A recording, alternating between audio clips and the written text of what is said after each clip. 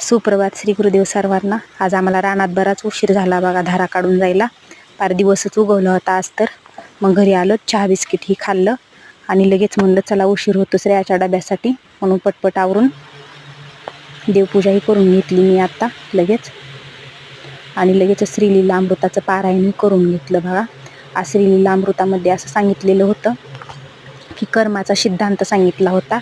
जे काय आपण करणार कर्म ते आपल्याला कधीच चुकणार नाही, असं कर्म सिद्धांत श्रीकृष्णाने गीतेत सांगितलेलं होतं. ह्या 18 अध्यायाचा सार काढून घेतलाय गुरुमाऊलींनी. आणि रानात आले बघा मी. गाई चांगल्या बसल्या होत्या आणि कुटीही करून घ्यायची होती मला आज भरपूर वैरण आणायला सांगितली होती ह्यांनी. आणि हिरवं पण कापून घेतलंय बघा. आणि तिथे जवळ आंब्याचं झाड आहे बघा. आंब्याच्या झाडाला भरपूर आंबे लागले छोटे छोटे. आता काय माहिती काय होतं, थोडे आंबे जर लागले तर भरपूर आंबे होते, पण ह्यात पण विगीन ही असतं, ती गळून जाण्याची थोडी शक्यता असतेच बघा.